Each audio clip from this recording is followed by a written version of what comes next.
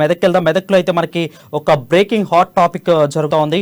మెదక్ జిల్లాలో అధికార బీఆర్ఎస్ కు భారీ షాక్ తగిలిందన్నట్టు తెలుస్తా ఉంది. గులాబీ గుట్టిని వీడి నిజాంపేట జడ్పీటీసీ గులాబీ పార్టీకి అయితే రాజీనామా చేస్తున్నట్టయితే తెలుస్తోంది. జడ్పీటీసీ పంజా వినయ్ కుమార్ గులాబీ పార్టీకి రాజీనామా చేస్తున్నారు. అయితే ఎమ్మెల్యే పద్మా దేవేందర్ రెడ్డి అభివృద్ధికి సహకరించడం లేదనే ఆరోపణ అయితే హాట్ టాపిక్ అయితే చేశారు. అదేవిధంగా ఎమ్మెల్యే తీరుకు నచ్చనే పార్టీని వీడుతున్నట్లయితే వెల్లడించారు. దీని మీద పూర్తి అప్డేట్స్ మా మెదక్ ప్రతినిధి సునీల్ లైవ్ లో అందుబాటులో ఉన్నారు. సునీల్, చెప్పండి. మెదక్ జిల్లాలో అధికార బీఆర్ఎస్ పార్టీకి గట్టి షాక్ తగిలిందని చెప్పవచ్చు. మెదక్ నియోజకవర్గంలోని నిజాంపేట జడ్పీటీసీ అధికార పార్టీకి చెందినటువంటి జడ్పీటీసీ అయినటువంటి పంజా విజయ్ కుమార్ పార్టీకి రాజీనామా చేస్తున్నట్లు ఆయన విలేకరుల సమావేశం ఏర్పాటు చేసి మరి విలేకరుల సమావేశంలోనే రాజీనామా పత్రాన్ని కూడా చూపించినటువంటి పరిస్థితి ఉంది. అయితే స్థానిక ఎమ్మెల్యే అయినటువంటి పద్మా దేవేందర్ రెడ్డి అభివృద్ధికి సహకరించడం లేదని చెప్పి కూడా ఆయన ఆరోపిస్తున్నటువంటి పరిస్థితి. అదేవిధంగా గులాబీ బాస్ సీఎం కేసీఆర్ అయితే ఈసారి దేశవ్యాప్తంగా బీఆర్ఎస్ పార్టీని ఏర్పాటు చేసి అబ్కీ బార్ కిసాన్ సర్కార్ అనే నినాదంతో ముందుకెళ్తుంటే స్థానిక ఎమ్మెల్యే పద్మా దేవేందర్ రెడ్డి భర్త అయినటువంటి దేవేందర్ రెడ్డి మాత్రం వ్యవసాయ సహకార సంఘంలో కోట్ల రూపాయల అవినీతికి పాల్పడాలని చెప్పి కూడా ఆయన ఆరోపిస్తున్నటువంటి పరిస్థితి ఉంది. ఇదే అంశంపై రాష్ట్ర ప్రభుత్వం ఇప్పటివరకు ఎందుకు విచారణ జరపలేదు, ఎందుకు చర్యలు చేపట్టలేదు అనే విమర్శలు కూడా వినిపిస్తున్న నేపథ్యంలో ఆయన గట్టిగా విమర్శించడం జరిగింది. మరోవైపు ఆయన అధికార పార్టీకి రాజీనామా చేస్తున్నట్లు కూడా వెల్లడించారు. అయితే అధికార పార్టీకి అయితే షాక్ తగిలిందని చెప్పవచ్చు. ఎందుకంటే పంజాబ్ విజయ్ కుమార్ చాలా సీనియర్ నాయకులు, ముఖ్యమైనటువంటి నాయకులైన ఆయన వెంబడి చాలా పెద్ద ఎత్తున కూడా ఓట్ బ్యాంక్ ఉన్న నేపథ్యంలో స్థానిక ఎమ్మెల్యే పద్మాదేవరెడ్డి గెలుపుకు కూడా ఆయన తీవ్రంగా కృషి చేశారు. పెద్ద ఎత్తున ఆయన గెలుపుకు దగ్గరుండి పెద్ద ఎత్తున పనులు చేసినటువంటి పరిస్థితి ఉంది. ఆయన పార్టీని వీడడం పట్ల అయితే అధికార బీఆర్ఎస్ పార్టీకి పెద్ద నష్టం అని చెప్పి కూడా రాజకీయ విశ్లేషకులు అభిప్రాయపడుతున్నటువంటి పరిస్థితి ఉంది. మరోవైపు పంజాబ్ విజయ్ కుమార్ తో పెద్ద ఓట్ బ్యాంక్ తో పాటు నాయకులు కూడా ఆయనకు పెద్ద ఎత్తున ఆయనతో మద్దతు పలుకుతున్నటువంటి పరిస్థితి ఉంది. ఇంకా చాలా మంది కూడా పంజాబ్ విజయ్ కుమార్ బాటలోనే పయనించనున్నట్టుగా కూడా మనకు సమాచారం అందుతుంది. అయితే ఈ నేపథ్యంలో పంజాబ్ విజయ్ కుమార్ బీజేపీ పార్టీలో చేరుతారా లేదంటే ఇతర పార్టీలో చేరుతారనే విషయం మాత్రం ఇంకా స్పష్టం కాలేదు. కానీ మొత్తానికైతే ఆయన రాబోయే ఎన్నికల్లో కీలకంగా వ్యవహరిస్తున్నట్లు కూడా మనకు సంబంధం.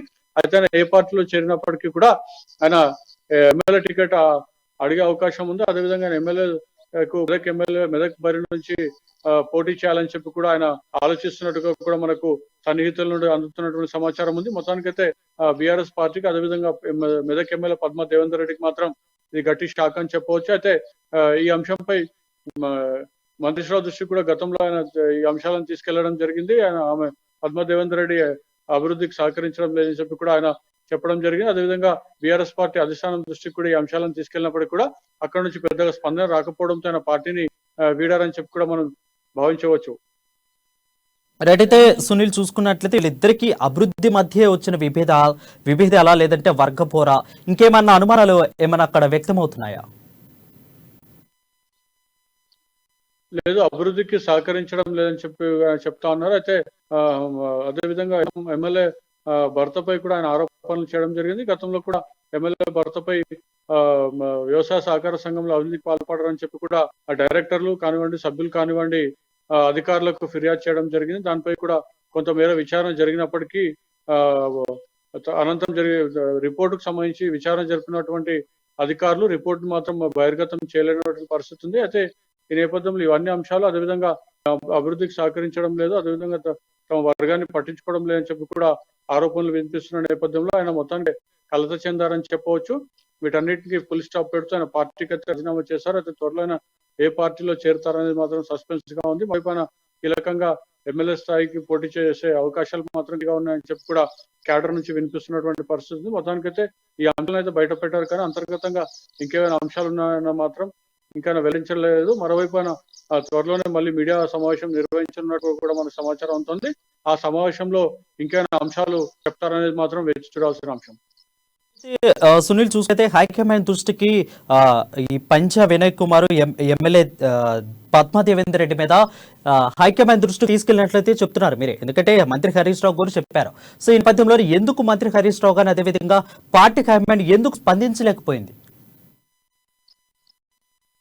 గతంలో కూడా ఎమ్మెల్యే పద్మా దేవేందర్ రెడ్డి భర్తపై కూడా అనేక అవినీతి ఆరోపణలు వచ్చినప్పుడు ప్రభుత్వాన్ని లేదా సంబంధిత అధికారుల నుంచి పెద్దగా స్పందన రాలేదని చెప్పవచ్చు. అయితే సొంత పార్టీ నాయకులే, సొంత పార్టీ డైరెక్టర్లే ఫిర్యాదు చేసే, జిల్లా స్థాయిలో ఫిర్యాదు చేసే అధికారులు స్పందించలేదు. అది తూతు మంత్రంగా విచారణ జరిపి వదిలేశారు. వారిలో ఏం తెలియదనే అంశాన్ని కూడా ఇంతవరకు బహిర్గతం చేయలేటువంటి పరిస్థితి. అయితే మరోవైపు ఎమ్మెల్యే పద్మాదేవేందర్ రెడ్డి కూడా ఇదే అంశంపై కూడా ఆమె స్పందించేందుకు నిరాకరించినటువంటి పరిస్థితి.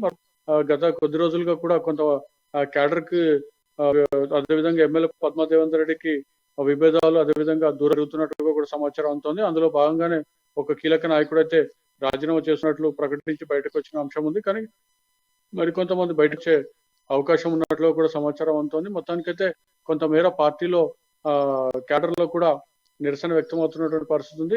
ఎమ్మెల్యేకి సంబంధించి కొంతమంది నాయకులు రెండు వర్గాలుగా చీలినటువంటి పరిస్థితి. ఒక వర్గం మాత్రం ఎమ్మెల్యేకు బాసటగా నిలుస్తున్నప్పటికీ కూడా ఒక వర్గం ఎమ్మెల్యే తీవ్ర స్థాయిలో విమర్శిస్తున్నటువంటి పరిస్థితి ఉంది. మరికొంత నేతలు కూడా బయటకు వచ్చే అవకాశం ఉన్నట్టు కూడా మనకు సమాచారం అందుతుంది. ఎట్టితే సునీల్ చూసుకున్నట్లయితే ZPTC పంజ Vijay Kumar next plan ఏంటి అంటే ఎమ్మెల్యేకి పోటీ చేస్తున్నారు అని అయితే తెలుస్తా ఉంది. సో అటు బీజేపీకా లేదా కాంగ్రెస్ కా విశ్వసనీయ వర్గాల నుంచి ఏమైనా సమాచారం అందుతుందా? అంటే కాంగ్రెస్ నేతలు అయితే ఇప్పటికే జెడ్పీటీసీ పంజ విజయ్ కుమార్ తో టచ్ లోకి వచ్చినట్లు కూడా మన సమాచారం అందుతుంది. కానీ ఆయన ఇప్పటికైతే ఏ పార్టీలో జాయిన్ అయ్యేది మాత్రం చెప్పలేదు. కానీ రెండు పార్టీలకు సంబంధించిన నాయకులు తమ పార్టీలోకి రావాలని చెప్పి కూడా ఆయనకు జిల్లా రాష్ట్ర స్థాయి నాయకులు సంప్రదింపులు చేస్తున్నటువంటి పరిస్థితి ఉంది. ఆయనకు తమ పార్టీలోకి ఆహ్వానించేందుకు కూడా కాంగ్రెస్ బీజేపీ నేతలు ఆలోచిస్తున్నటువంటి పరిస్థితి ఉంది. గత రాష్ట్ర స్థాయి నాయకులు కానివ్వండి, జిల్లా స్థాయిలో ఉన్నటువంటి కొన్ని నాయకులు ఆయనతో టచ్ లో ఉన్నారని చెప్పి కూడా మనకు సమాచారం అందుతున్నప్పటికీ కూడా ఆయన ఇప్పటికైతే ఏ పార్టీలో చేరే విషయం అయితే ఇప్పటికీ స్పష్టం చేయలేదు. మరోవైపు ఆయన త్వరలోనే మరో విలేకరుల సమావేశం ఏర్పాటు చేసి తన ఎజెండాను అదేవిధంగా తన రాజకీయ భవిష్యత్తును కూడా ప్రకటించారు.